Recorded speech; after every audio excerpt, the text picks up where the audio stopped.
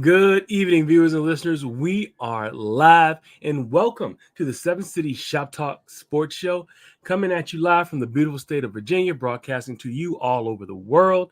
And as you can see, I got a full roster, got all my teammates except one, but we can play 5-on-5, and we're getting ready to get this show started with you.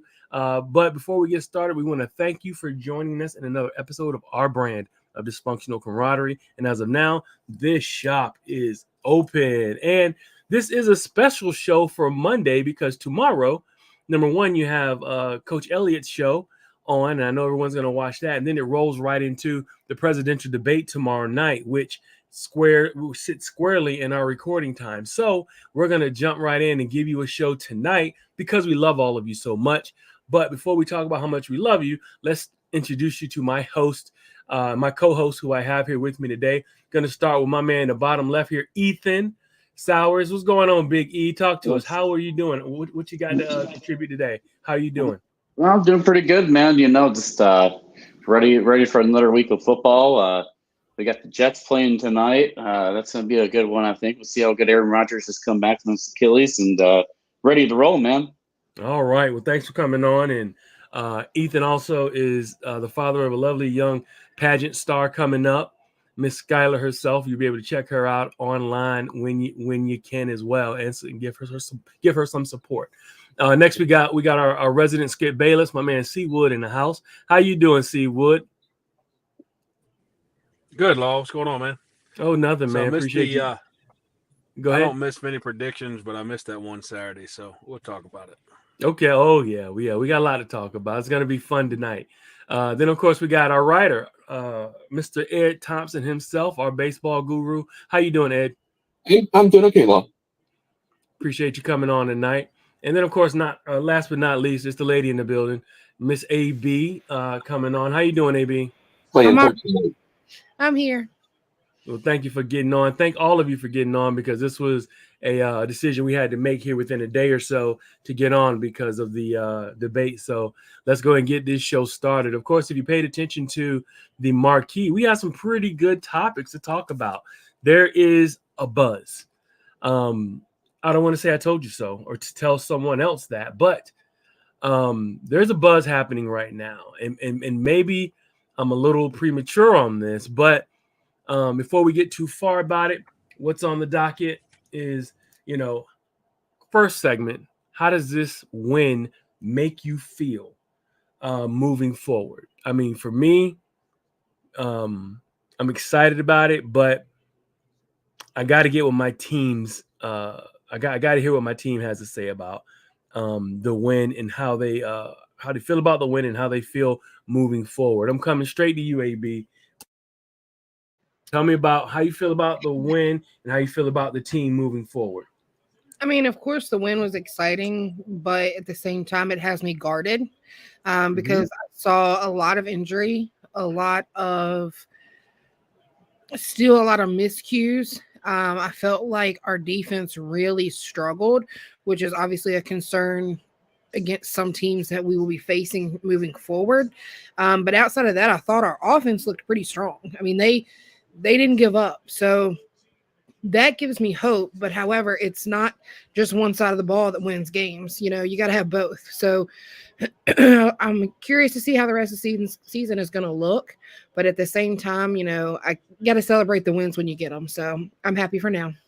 Okay. Sounds good. Let me come to you, Ed. Talk how you feel and how you feel about the team moving forward. I mean, you never apologize for a win. This one, we're not going to get any style points on this one. I'm with AB. I saw a lot to like. I thought the first half was pretty. Let's just call it ragged, and but we're only down 3 at the half. I mean, it's. I saw a lot to work on. The run game is still not where I would like for it to be. So you're forced to throw a lot, and that's I thought we were trying to get away from that, but you got to move the ball. So if the run's not working, you have to throw it. So, but that being said, like I said, I feel like we there's a lot to work on. Like I said, the run game, surprise, we had another punt blocked. It's just it's pretty ragged right now. All right. Appreciate that analysis. Let me come to you, Ethan. Let me get your analysis, Ethan. How did this win make you feel, and how do you feel about this team moving forward? Well, we have a weak up front defense, defensive line. Get ran all over.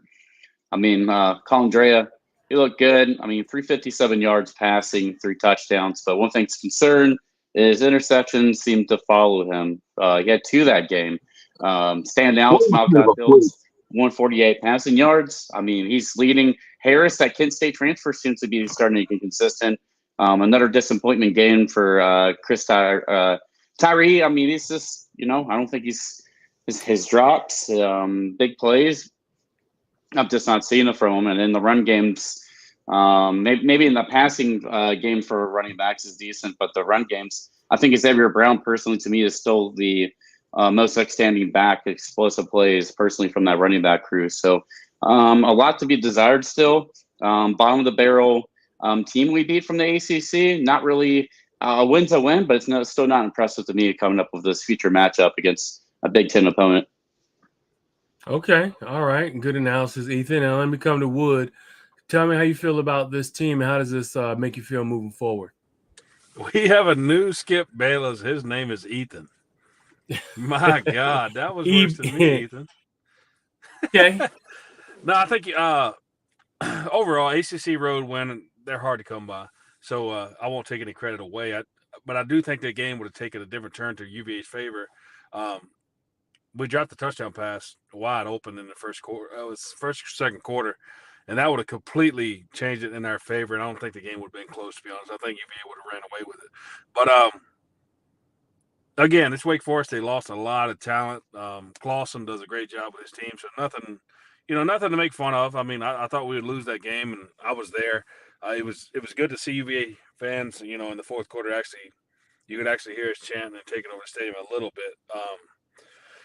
Again, I don't know. We still have our problems. Our pass rush got a little better, obviously, than it did against Richmond, which was a very positive sign. But the rushing game's still there. I didn't see much of Tyree. I don't think he played much, but Calandra just calmed down a little bit more on the interceptions. He played a decent game. He had a touchdown pass that he threw that was dropped. So I don't know if it changes this season much. I mean, Wake Forest is an ACC. It was a road opponent in the ACC, so I won't take away from it. But I won't say it's a great win, but they took care of the job. So the real test will be Maryland on Friday night. I don't know that it moved the needle much on the season. Maybe another – we'll get into that later, but maybe another win. But certainly not nothing – it's nothing to shake your head at. Did I miss something? Is the game on Friday or Saturday? Saturday. Okay. All right. Thought you said Friday. I was like, wait a minute. Did I miss something? I may have, but Saturday night. Okay. And I'll give my analysis on this. So I thought it was and could be a program defining win. This could be one of those kind of wins where all those losses they had last year by less than a score, less than a touchdown. A lot of those kids returned. A lot of those kids know what it felt like to come up short. This could be the game that they said, see what I mean? This is what happens when we start doing some things right and we actually start to turn the corner. The mistakes, yes, you guys are on point. There's so many mistakes. There's a lot of work that needs to be done. But I think Saturday, this team actually had some heart surgery. Okay. I felt like this team kind of found their heart and found that, okay, we can actually do this and not lose a game when we actually have an advantage, or when we're down, we just don't give up. We keep playing. Not only keep playing, we do things properly to turn the game in our favor. And that's something that, especially under Coach Elliott, that they haven't had. The late Bronco years, we could see that, where the team would play tough, but they also wound up winning a good amount of games towards the end of his regime. This time, I think that it's definitely this is definitely something that we have to be proud of. How I feel about the team moving forward, this is going to, like I said, this is going to be program defining, especially if there's a win. I didn't see the line coming up. I would imagine that Maryland is favored to win. You see that line, Ethan or Chad? Yeah, I got it. AB. What is AB? They on ESPN. They only have us losing by 3. Okay, all right. So they kind of calling it tight. That means that is actually 6 because they give us 3 points for the home. The over and under is 55. Woo! So we're ready for some fireworks. So I'm excited about the prospects of this. Not necessarily the in-game adjustments, but I'm excited for what this could mean to a program trying to turn itself around and finally trying to pull itself out of the doldrums, pulling itself out of all the mess that they've had to been through over these last 2.5 years. So kudos to the coaching staff, and they've, believe me, we haven't taken it easy on them, and neither has the UVA faithful. Everyone's let them have it, whenever they've made mistakes and they've, could do things better. So for the kids to come in, have the belief, and to show out, good on the staff. So next segment is, does this change your win prediction for the team? I know some of us had some low numbers on win predictions for the team. We got to talk about this. I see Ed up here chuckling, so I'm gonna come to you, Ed. Give me your opinion. I mean, what did you say? You said 5 games. I think I said 5. You said 5. Okay. Does this change your prediction on wins for the program moving forward? Not really. Okay. And the game Saturday kind of, I won't say exposed, but definitely sort of verified what I was thinking as far as the potential weak spots. The offensive line needs to get better and more consistent. There were running lanes, but not enough, and it's just it needs to be better. I know Kalanje had a couple of interceptions. I'll give him that one on the tip ball. That was sort of a fluke kind of a thing, but the one he threw into that 2 deep zone was just, yeah, he's got to be smarter than that. So no, the personnel hasn't changed. The things that are concerns haven't changed. I was sort of hoping we wouldn't have a punt block this week, but oh well. It's just it's the little stuff that we need to clean up. It's not bad. It's a lot better than it has been, but it in order to win consistently, it needs to be better. Okay, all right. I'll take that from you. Let me come to you, Ethan. Does the win prediction numbers change for you?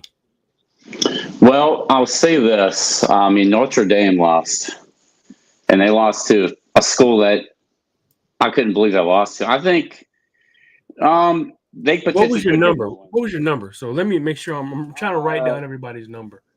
I don't really remember, but if I had to guess, probably 3 or 2. Okay. We'll say 3.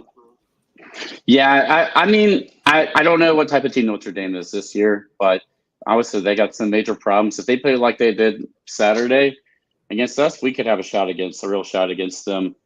Maryland, coming up, that's a possible win. I think we're going to have to play a really clean game. They have a running back committee, and we kind of struggle in the run, so they might wear down our defensive line a little bit.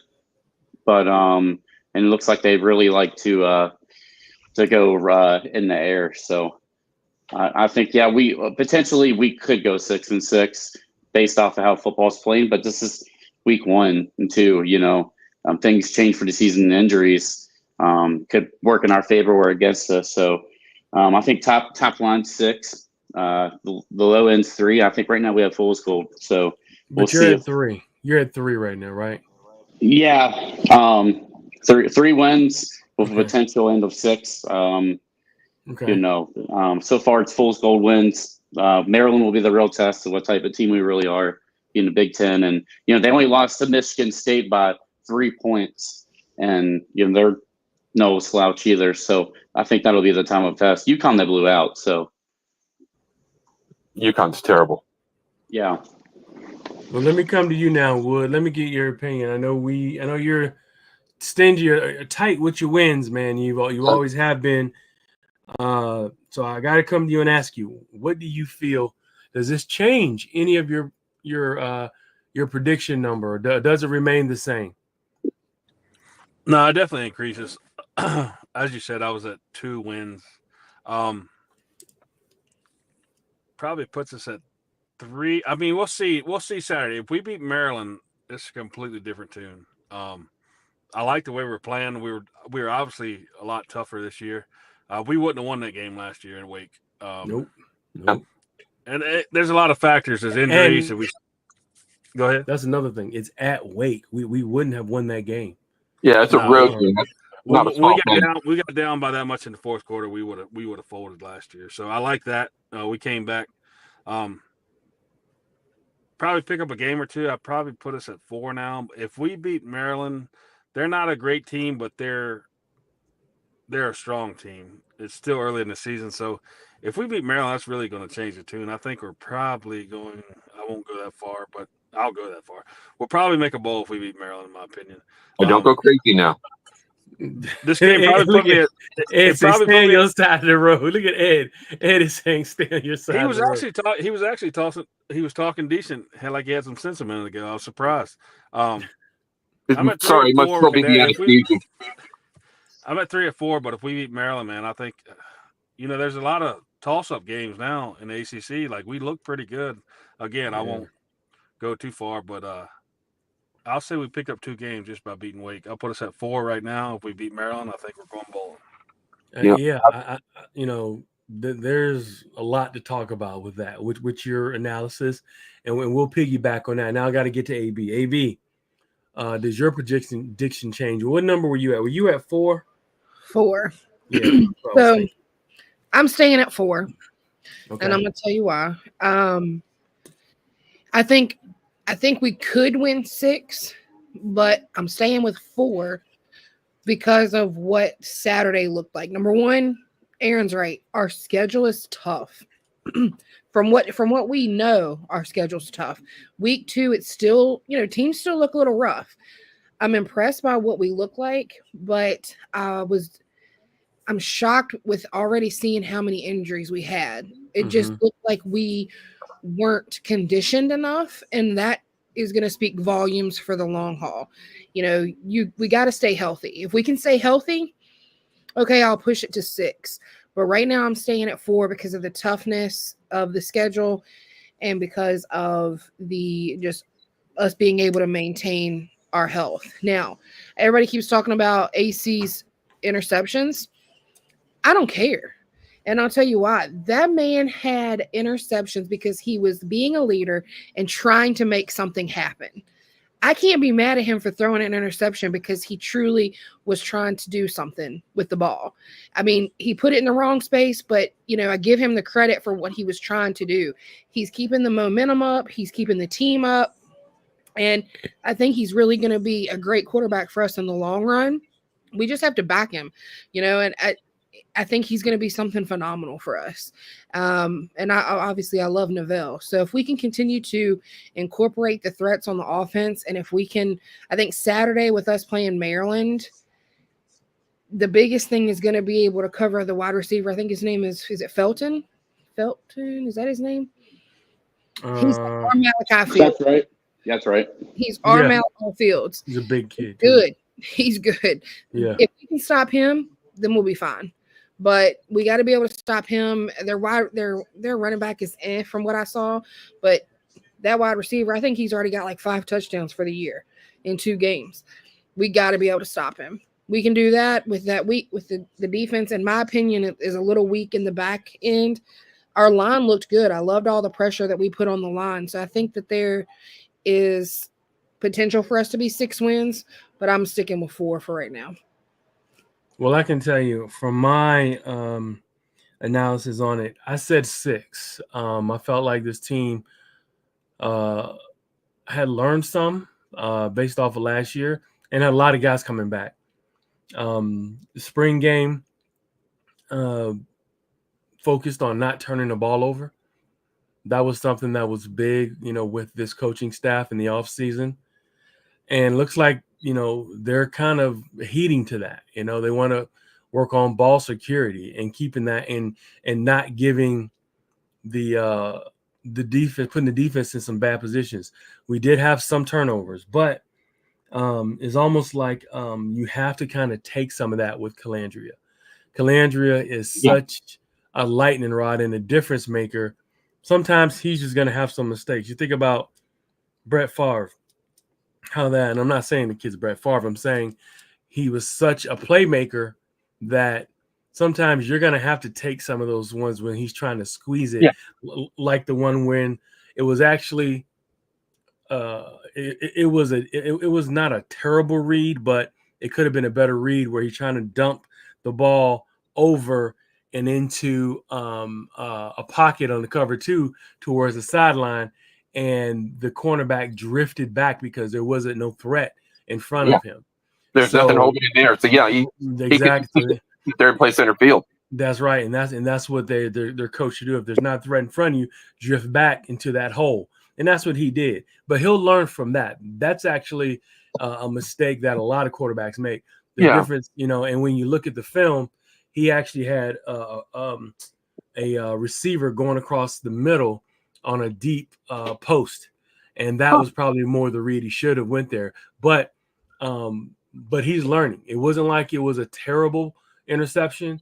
And I'm not even going to call the one that he got batted, that got batted and the guy caught it, which that hardly ever happens. Usually passes that get batted down. And then on top of it, the catch. Did y'all see the catch the defensive end made with his hands off? I mean, that was an even more incredible catch that a defensive player caught that ball off of that. The ball credit to him for getting his hands up. Credit to him for getting his hands up, but usually that's a catch. You're playing defensive line for a reason, right? They don't catch that ball at the angle it was coming, and it was just wild. And I was like, "Damn, he caught that thing." Yeah. There's a reason you don't see defensive linemen on the hand scene. And give it up for tackling the kid at the 7. And I think they only gave up 3. I saw the funniest comment in one of the threads. I think it was on Facebook that somebody said that, well, at least we know AC is a good tackler. Well, which I thought was really cruel, but really funny. Well, I was happy that he didn't get hurt. A lot of times that's when your quarterbacks get hurt, when they're trying to tackle somebody and their shoulder gets separated. But the fact that the kid went back and tackled, and he's just a tough kid, and he's short, so it was the right read, it was the right play. It was just a better play by that defensive lineman to get his hands up at the last minute to bat the ball away. So, my wins are still at 6. I'm gonna stick with 6. Chad does have something on that. They get another win if they somehow pull off this win against. What do we got to say then? That'll for the next show.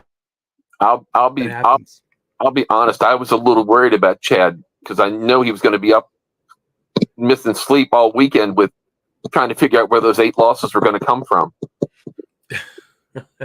Well, it would be 10 losses. Yeah, well, 8, 10. Yeah, it would be 10 losses because it'd be 2 and 12, 2 and 10. But I want to hear what your players of the game are. Ethan, talk to me. Who is your player of the game on offense? I'm gonna get your offense and your defensive player of the game. I mean, Malachi Fields. I mean, he's consistent every week. I mean, he's just possession. I mean, and then defensively, I haven't really looked up the stats to know who I would probably have there, to be honest. But I mean, I would say on pass defense, I would say the defensive line just as a whole. They put the pressure, the runs kind of. I don't know. I'd have to go back and look at stats for defense, but Malcolm Fields is definitely my player of the week for offensively. And you don't have anyone one for defense. I go back here to my stats real quick. I got a little stat sheet and kind of cheat sheets here. Mm-hmm. All right.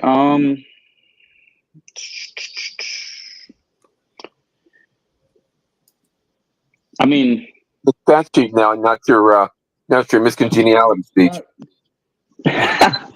probably Shanker or Sanker. Mm-hmm.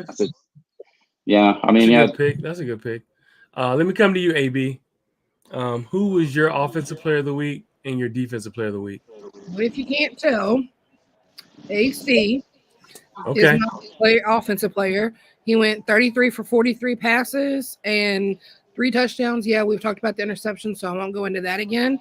But I just love his energy. I love what he's doing for the offense. So I'm saying AC all day. Defensive, I think people will be a little shocked by this because he was a little quiet, but I think he was quiet for a reason. He was putting so much pressure on that line, and he allowed his teammates to be able to get in and get so many sacks this weekend. Cam Butler. Mm-hmm. Okay. I wouldn't disagree. That's a good one. That is a good one. Guys, give us some great analysis on these. Let me come to you, Ed. Player of the week on offense, player of the week on defense. My gut says Malachi Fields, and not so much the catches, but the clutch catch. I think a couple of times they went to him on 4th down, or when they needed to convert a 3rd down to extend the drive, and he stepped up and made catch after catch. And, they knew where the ball was going, and it didn't seem to matter. I would like to give a little credit to the kid from Harvard. I can't. Neville. Yes, that first catch of his was ridiculous for a big man like that to get airborne and snag that out of the air. Body control, very good, very good body You control. know what? It was. I will give AC credit on that one. The ball was put exactly where it needed to be. That's right. His guy could get it, and nobody else. And then you got my man Wood at the bottom. Talk to me. Give me your player of the game on offense, player of the game on defense. Malachi Fields, Neville, a close second. Defense, Antonio Clary, and Jonas Sanker, a close second. Those are good. Those are my choices as well, man. I was saying Malachi Fields is a man-child. When you look at Malachi Fields, you're looking at, quite frankly, a Sunday, like they say, a Sunday player. They kept saying that in the commentary. He made some plays that were clutch, like Ed was saying as well. And his blocking, he doesn't get enough credit, in my opinion, for his blocking. He's mauling the cornerback in front of him. He's trying to pancake every cornerback on every play he has to block. He is working hard as hell. If you get an opportunity, go check the film on him whenever there's a run play or he's running or blocking for a receiver screen for someone else. Guy's phenomenal. And I got to give a shout out to Trail Harris. Even though he had the drop in the beginning, Trail Harris is proving to be an absolute stud getting down the field. And what is that? 2 touchdowns or 3 touchdowns for him? He should have had another one, but yes, Trail Harris is on his way to being that deep threat for this team. And we haven't even scratched the surface on Chris Tyree. I think Chris Tyree will settle down. And when he settles down and you got those 3 guys, combine that with our 4 tight ends that I think are exceptional, an exceptional tight end room. When you put Twitty in there, this could be a very super special offense with Calandra at the trigger. Just completing passes and all of the weapons at his disposal. Then you got a dual threat back like a Kobe Pace, who catches screens and runs well, we have something going. Go ahead, AB. You got Sudarian Harrison too. He didn't get a reception at all last weekend.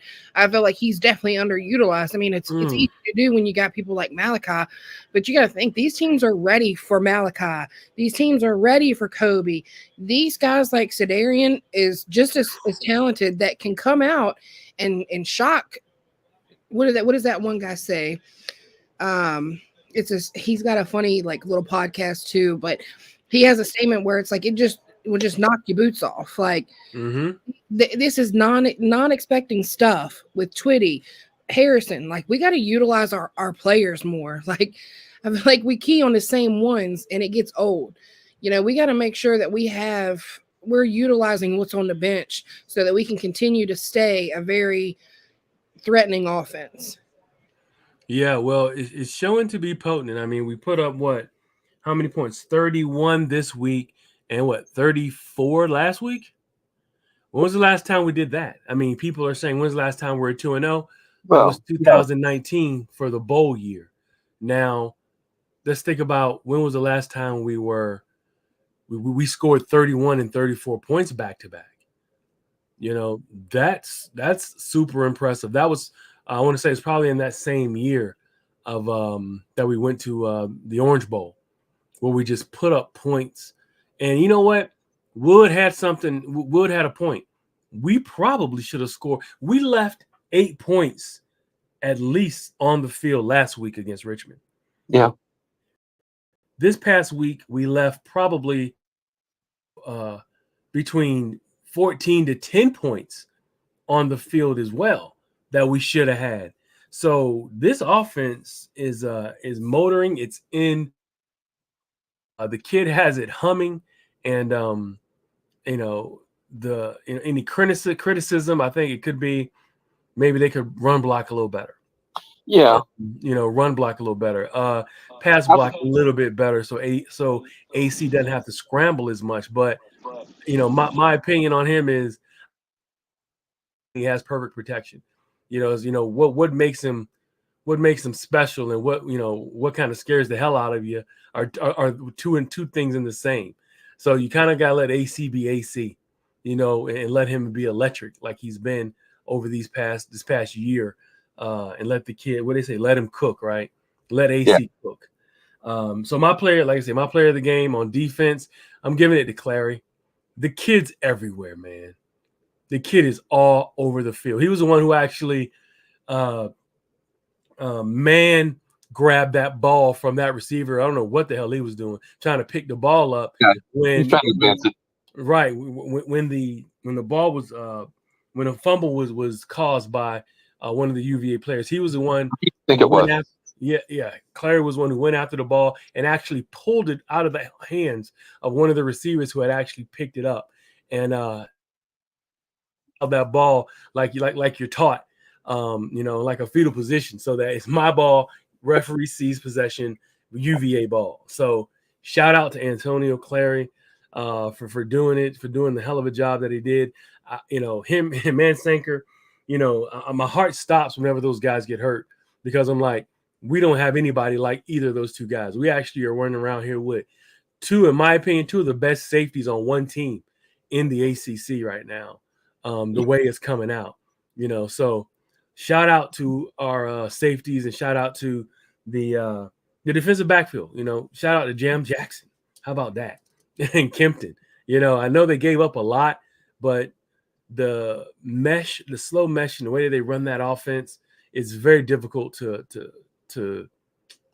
cover. I was trying to explain that to someone, and they were like, "Oh, it's just Wake Forest." I'm like, Ballhawk had said it perfectly. He said, over the past 4 years, Wake Forest has scored the most, like number 10 on the list of scoring the most touchdowns in all of college football. Yeah. It's very similar to the option offense in that it really forces a defense to play disciplined assignment football. And you have to stay with the receivers, even if you think it looks like a run. You have to stay with those receivers, because he will slow it down and he will jog in place and wait till you come up to play the run, and then he'll just dump it over your head. He'll And pull it out his belly. Yeah, he's right. It's a slow ride. It gets frustrating, and you start to second guess yourself, and that's when they start to break the long runs. That's right. That's right. So when you lose focus. So let's do this. Let's get into the roll call. Who's going to the game? I'm going to the game. And they talked about, if you saw the video with Antonio Clary and Anthony Calandria, they talked about, hey, let's pack the stadium out. This has been a focus. There's been tons of writings about this.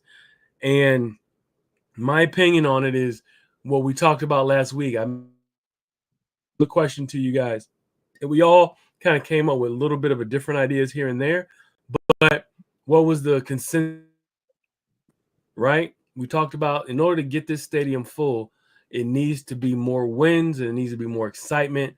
Let me come to you, AB. Tell me, what do you think about the stadium, and do you think that we'll see a good uptick for fans for this Maryland game coming up? Isn't it a night game? Isn't it a night game? Yeah, it's 8 o'clock. Yeah, there'll be a good turnout this weekend. I think that if I can find some tickets, I'll be there. But I think after these 2 wins, you'll see an influx. If we keep winning, obviously you'll keep seeing people show up. But I think these 2 wins gives our fans some hope. So I think that they will show. And people love night games. You know, a lot of problems why people don't show is because they have kids. They got them in events. They got their own stuff going on during the day. With it being a night game, I think we should have good turnout this week. Plus, all the upgrades we're doing to the stadium, it makes it more appealing. So, you know, the light show, the screen, all that stuff makes it more appealing for fans. So, yeah, I think it'd be awesome. I think, with the lights and all the adjustments and all the upgrades, it should be definitely a night to remember. Let me come to you, Ed. What do you think this team is, or what the fans are going to do, when it comes to this team and this coming up game? Well, just like the team needs to get mentally tougher, I think the fans need to get a little mentally tougher. There was an awful lot of course, it's chat rooms and that sort of thing. So the insanity is going to be, turned up to like 11 on a good day. But just keep the faith, brother. It's we're playing like crap, yes, but we're also down 3 at the half. We're in that game, like it or not. It's just, you're going to have to, the team needs to believe in themselves, and so do the fans. Again, you don't have to be happy about the interception, but just understand that the first half, there's still a lot of ball game to be played. We know we have talent. We just need to play up to our capability, and we'll be fine. Keep the faith. Okay. Let me come to you, Wood, my man C. Wood. Talk to me, man. What do you feel? And you go to every game. You're on road games. I mean, there's a game a week after that. We're in Coastal Carolina. It says kickoff is at 2. I'm going to ask you if you're going to go to that. But before we get to that, what do you think the turnout will be for this Saturday night game against an old rival in the ACC against Maryland? We'll see about Coastal Carolina. No, I kind of piggyback what Ember said. It's a night game.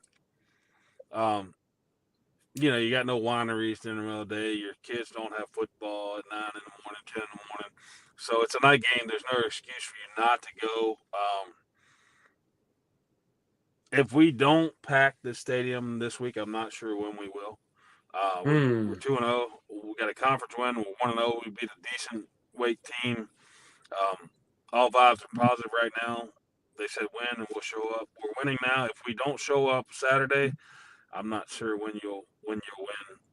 When you show up, unless we win 2 or 3 more in a row, which I don't see that. So Saturday night, it'll tell a story. It really will about our fans, because even me, I've been as negative as anybody, but I'll be there, and all the excuses are out the window. There's no sports for your kids in the middle of the day. It's 8 o'clock at night. Your team's undefeated. You got a good Maryland team coming in.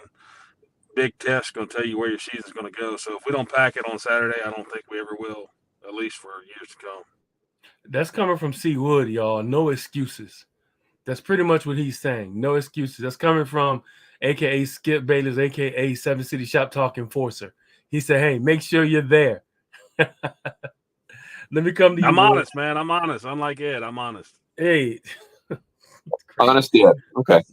Let me come to you, Ethan. What do you think about this this game? Do you think that we'll pack this out?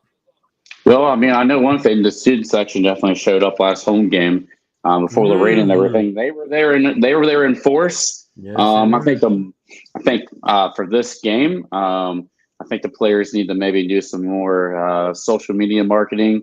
Actually, and the athletic department needs to do some marketing to get people in, make some deals, make some package deals for families to come. I think I'm not going to say that it could be a sellout. Last time we had a sellout was FSU in 2019. I mean, that was packed, slammed. The atmosphere was electric. I mean, Virginia Tech was pretty electric too that year. But to me, Florida State was the game of the sellout game.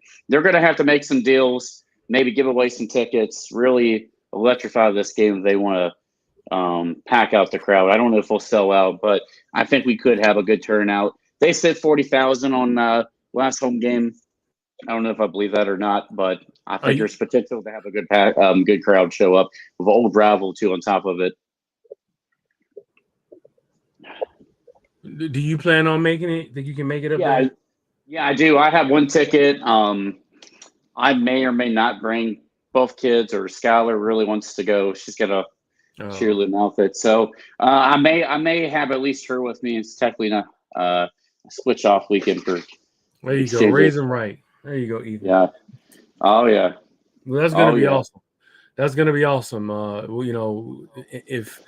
that's how it's done. They keep winning. I think the student section is going to be ridiculous. I think even if they lose this game, but if it's an electric game, what did it say? What's the line? 55 points, or somewhere, and we're scoring 30 and they're scoring 30 in the 30s, or high 20s, and it's back and forth. I think that they're gonna that alone puts butts in the seats. Doesn't win you championships, but that puts butts in the seats. Yeah. If this kid throws for another 300 yards and another 2 touchdowns and 1 rushing, or 3 and 1 or 2 and 2, it doesn't take much for a team that has in a program that's been that's had some issues, that's had a tough time, to feel good about this sport. Can turn a lot of things around. When you start having some good things happen, you can make some magic happen. And I think if this team can get to that, having electric plays, scoring a lot of points, and then also turning, I think definitely the crowd will come back for that. And Anthony Calandria will have to give him a lot of credit for that, because he is the fan favorite.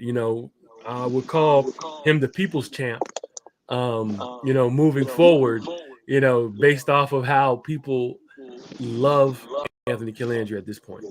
So I may have to, don him the people's champ. We'll have to talk about that, Ed. I know you are on the people's champ committee. Zach is going to be hurt. I don't mind telling you. I mean, he hasn't done anything to lose the title. No, he hasn't. But you got to be on. Maybe we can call AP the heir apparent. Yeah. There you go. He's the heir apparent. He's definitely the prince.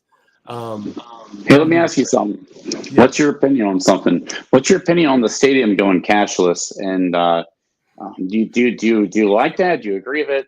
Personally, I disagree. They should have at least one place where you could use cash. If somebody doesn't have their phone working or cards, whatever.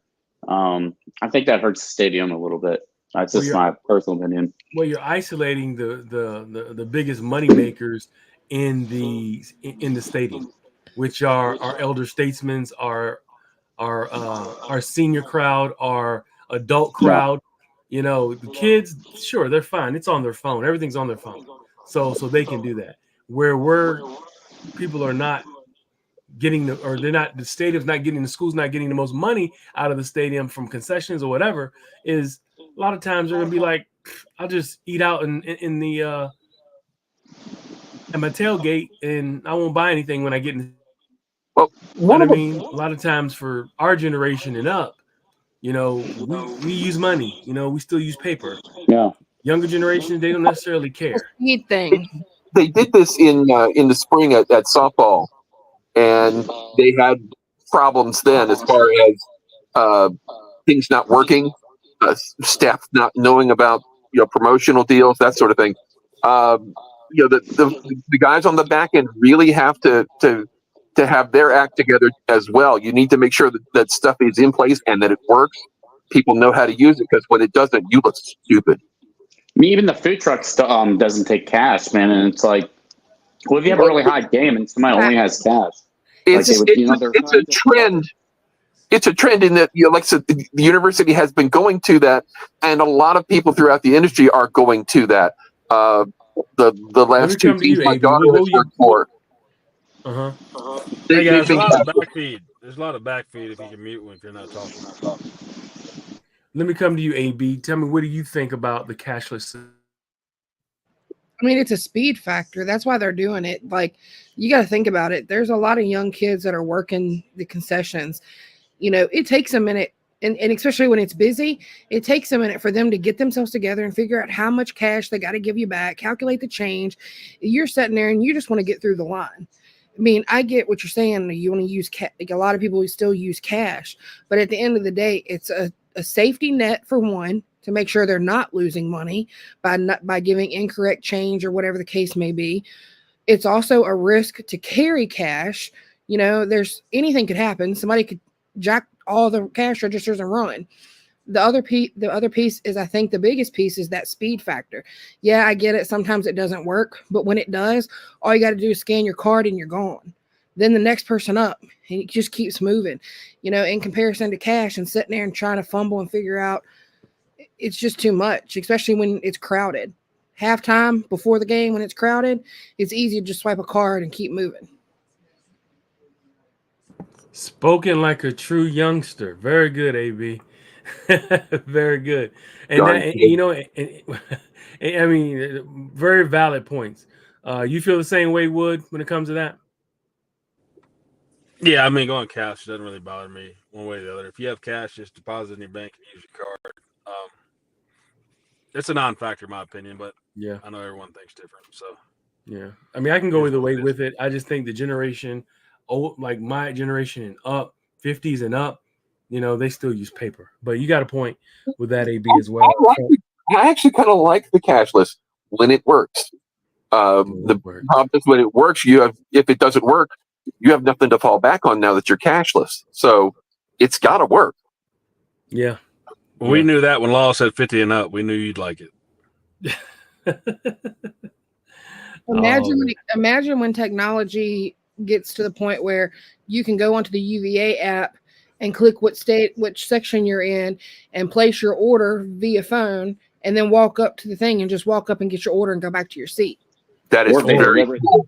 Deliver to our seats. And it'll get there eventually. The last team I was had retina that. scanning, and look, in retina scanning, where you just walk up and blink into a machine and you just grab your food and go. That's if they have good internet around the stadium, though. I would be down for that, though. That would be so sweet. Yeah.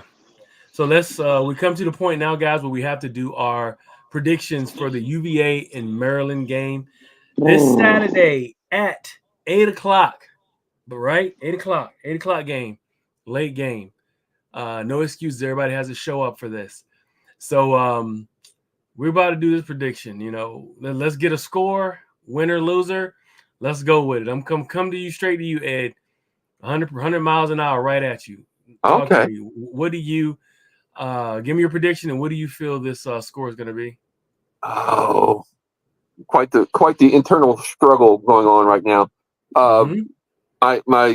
The heart wants to just keep picking Virginia, but I know that's not the logical side is like, nah, that's not going to work.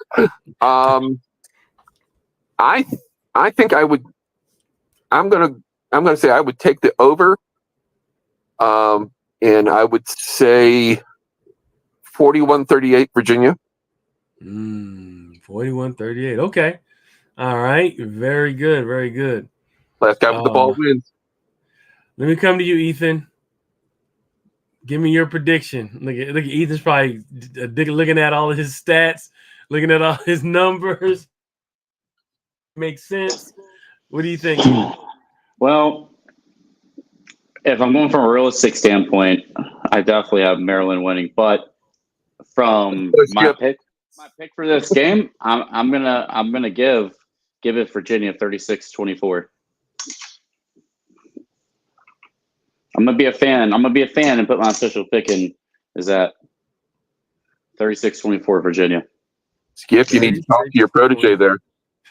I personally have Maryland winning deep down in my heart, but I'm gonna give them benefit of the doubt. Look at Ethan. Ethan says, "I'm going fandom here." Let me come to you, Wood. This is gonna be interesting. What's up? What do you think the score is, and who's gonna win? We're 34-31 Maryland Terps. What is it? 34-31? Yeah, Maryland. Okay. All right. I can do that. All right. AB. Another people on mute, please. I'm sorry. Like background. I'm 37-34 UVA. You damn near picked my score. I was 38-34. Thinking UVA is going to put up 38, and they'll be 34. But yes, that's a good score. Great score, guys. Awesome. So what do we got? 3 UVA. What was that? What score did Chad pick last week? I don't have that right in front of me. I know he picked Wake to win, but wasn't that the same score he picked last week? I'm not sure. You got anything? I don't know. I know I had Wake by a hair, but I don't remember the score. It wasn't a blowout or anything, but for some reason that score sounded familiar. So we've just covered everything from UVA from the game last weekend, and the game that's coming up. Of course, they just made the announcement of the Coastal Carolina game. Of course, if everybody knows about Coastal Carolina, it's right there at Myrtle Beach. And Who's trying to go? well, they're trying to do a promotion off of that, like see you at the beach kind of. That's a 2:00 kickoff at Coastal Carolina. That works, and that should be definitely fun as well. Coastal Carolina is showing better than what they for that as well, but we have them set up. They did win, I believe. Who did they beat? I can't remember. I remember seeing it come across the bottom of the screen, but I don't remember who they were playing for some reason. Yeah, give me a second. I can check it out. But yes, I think they that game is going to be I don't know. This could be. Let's get past this Maryland game before we blow the roof off of everything. But I just wanted to make sure I give you guys the time that was just announced today. That the game they beat William and Mary 21-40. I knew for some reason I remember hearing it. Yeah, and that's William and Mary is one of the best teams in the FCS. My daughter was not happy, and they blew them out. So we'll have our work cut out for us then too. But now that we got through all of our predictions, all of our reviews, NFL kicked off. It's full first Sunday slate of games.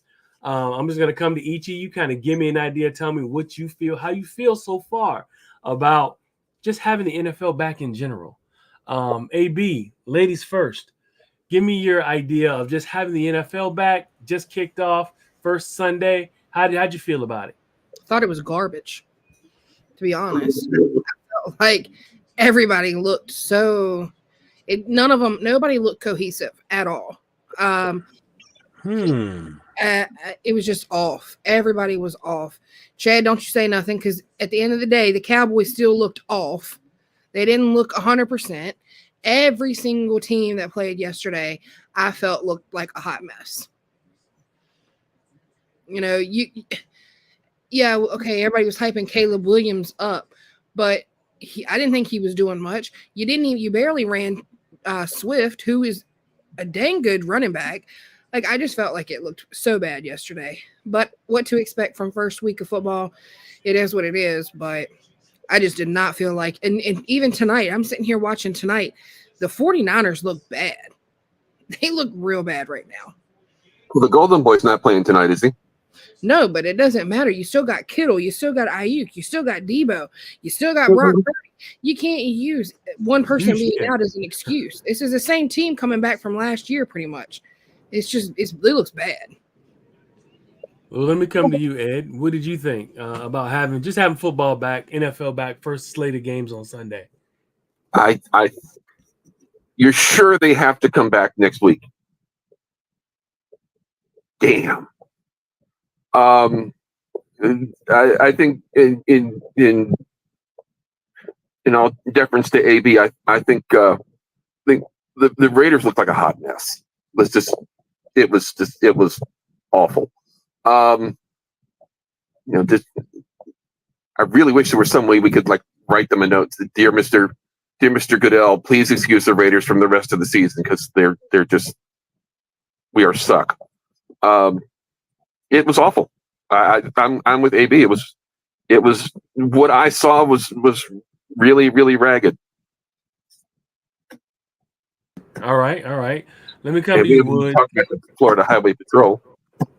Let me come to you, Wood. Tell me, what did you think about at least having football back, first Sunday slate of games?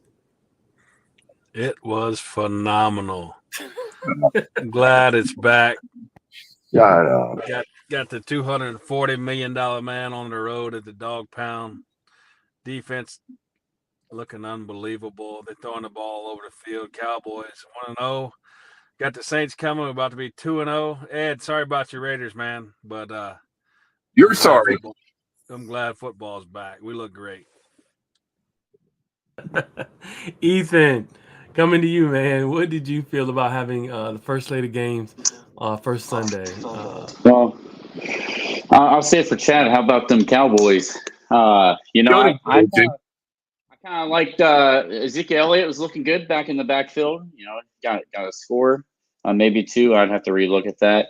Kind of feeling good about them this year. Actually, this is the first year where I think I feel good about them making a good deep playoff hold run. on, Ethan. Wait. What happened to the Colts? Oh man, what? Hey, what happened to the Colts? But the Cowboys looking good, and I'm gonna tell you this too. Tyreek Hill being Tyreek Hill in fashion. Getting the 10 and then scoring and then celebrating. With them handcuffs. He's this still in possessions. Cooper Kupp was looking decent for the Rams. Stafford didn't really impress me too much, but Chiefs offense looks like somewhat balanced receiver wise. Kelsey didn't do much. There's a lot of new faces that I feel like this year. Marvin Harrison Jr. I felt like he didn't really show up for the hype on him. So I think there's definitely a balance of change this year. To me, I'm gonna say it the way it is. I think the Cowboys are the best team in the NFC right now. That's my opinion. But he's gone over to the dark side. Okay. No, I'm not no Cowboys fan by a long shot. First week, I'm feeling good. I am feeling good about the Cowboys. Anakin Bayless over there has turned into the dark side. Protege, man. It's the first week. I think I've converted him. He's talking good about the Cowboys and talking shit on UVA. Ethan, you're my man. Hey, if Arch Manning goes to the Cowboys, I will probably rock a Cowboys jersey. I'm just saying, if he does good in college. Okay, it's getting thick in here, Ethan. It's getting deep in here, man. I hope he gets to the Colts, though. But okay. probably won't All happen. right. In regards to the Colts, I thought Anthony Richardson looked phenomenal yesterday. Yeah, he looked good. I'm feeling good about them too. I can tell you, I'm excited to have it. My whole it's sloppy. You guys have a point. It's for me, it's worth the wait every week. I can't wait. Just like college football, I can't wait every week. I cannot wait. Bye weeks are like kryptonite to me. It kills me. It hurts whenever there's a bye week, especially for Virginia. So I'm just glad that we have football back. I was telling somebody in the press box last week, I said, it fills my spirit whenever, I see like a football game on TV that's live. Just makes me feel good, lifts my spirits. Everything is just awesome. So, but that's how I feel about it. And the season's underway, and we are, in a full stride right now, getting ready to blast off and keep this show and keep everything running with it. And I think we got all the topics covered right at an hour show. We do want to say one thing. Anthony Calandria is up for the Manning Award. Make sure you go online and vote for him. Man, this kid's a sophomore. He's putting up big numbers. He's guiding us to some wins. Remember, things have changed a little bit or turned around a little bit. Usually when he throws an interception, we lose. He hasn't won a game until last week when he's thrown an interception, and we've always lost. So this is the first time he's thrown a pick, and the team has actually, baby steps. Yeah, absolutely. And he's actually won. We won the game. So he's on his way. The team's on his way. Is that the Arch Manning Award? The Archie Manning, Peyton Manning? Which Manning are we? I think it's Peyton. What is that? Who is it, Chad? You know who that is? Which Manning that is? You got 2.5 of them going to be one of them's going to be 2 of them Hall of Famers. One of them's on his way. I think it's Peyton. That's what I was figuring. It's Peyton as well. Okay. But it's been a great show, everyone. Let's get your closing monologue. Let me come to you, Ethan. Anything you'd like to close out and say before we get out of here?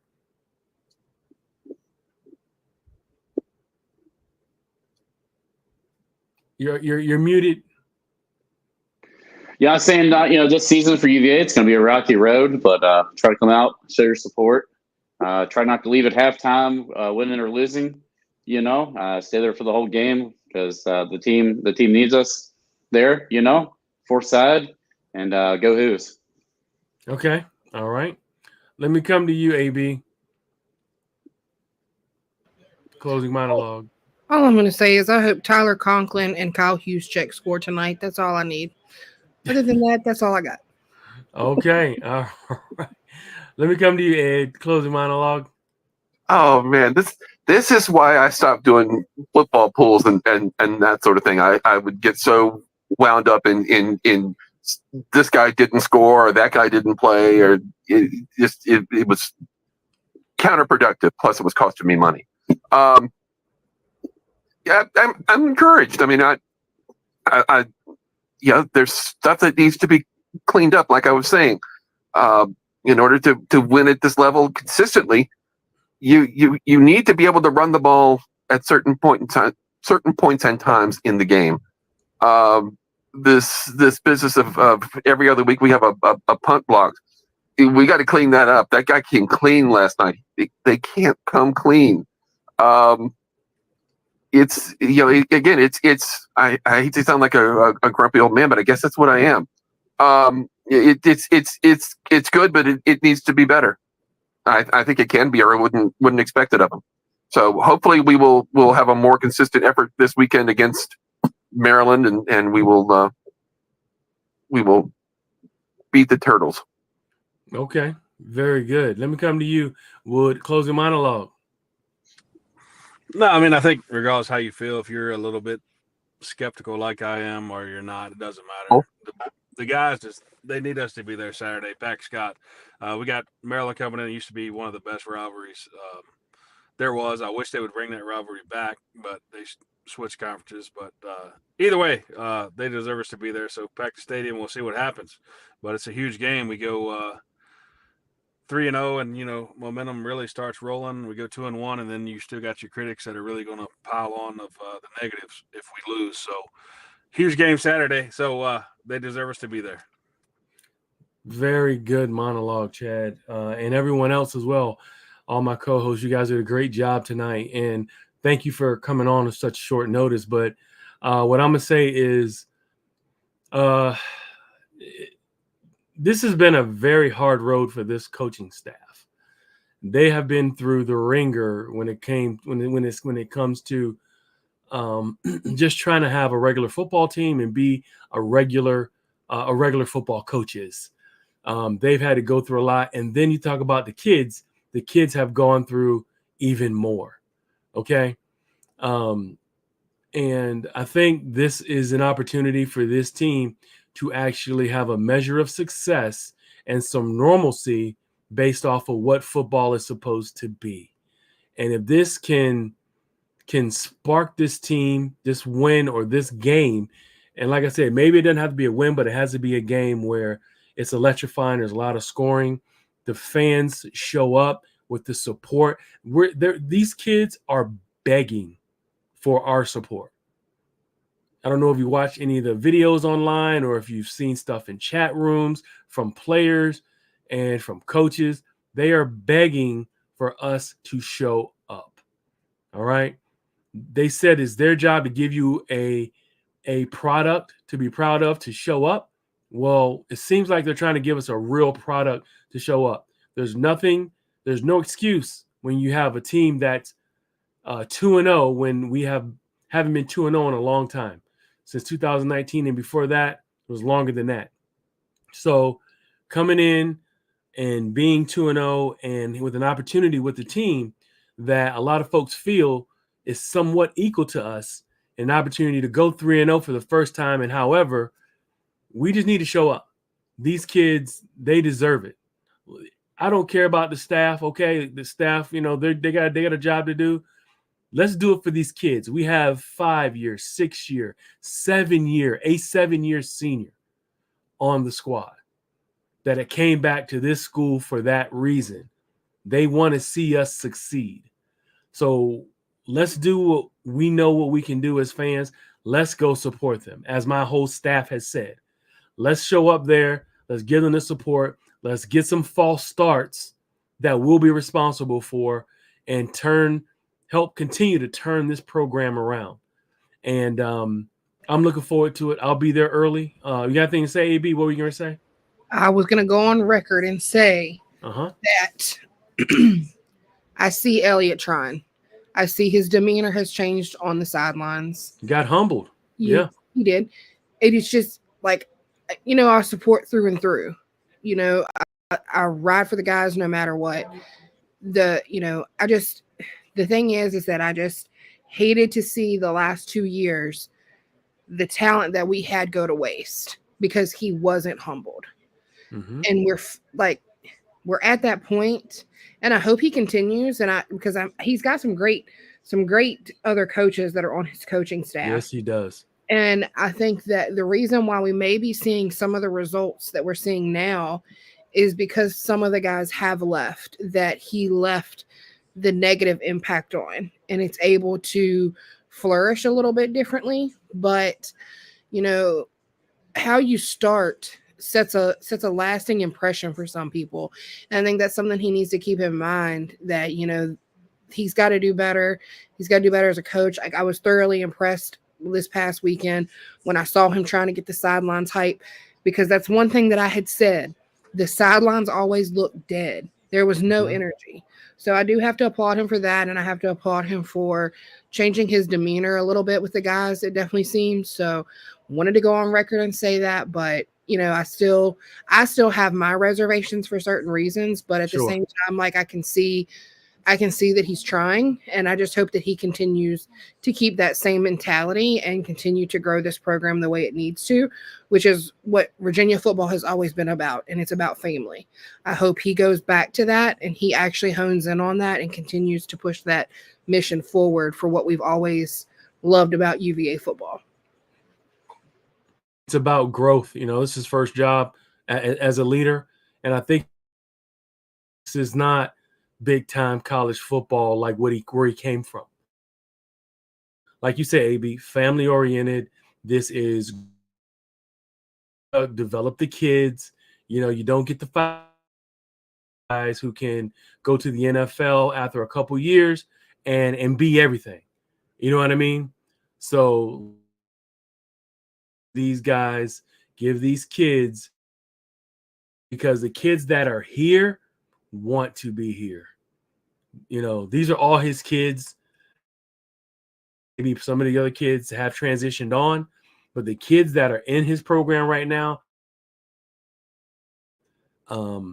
you know, based off of all the stuff that's happened. So, and I think that's a big reason why maybe we're seeing some of these results that we're seeing this year. So this has been a great show, guys. One of the best ones. I got to say, love you guys. I appreciate you viewers and listeners as well for hanging out with us and coming in here and checking us out. All my folks in the chat. Tony, what's up, brother? Thank you for tuning in. Shane Brown. Had a whole bunch of folks. Peggy, all my folks for coming in to the chat and contributing. Thank you very much. But we want to thank all of you for hanging out, coming up and coming in on a Monday night because of the debate. But we had to get the show in and continue on with the week. And make sure you show up to Scott Stadium because I'll be there and so will my team. We'll be watching. Okay? Let's get this show going, guys. Appreciate you. Love you all. And wahoo wah. Let's get it going, guys. Thank you for your time. And we'll see you Saturday. Go ahead and pack Scott Stadium. Bye-bye.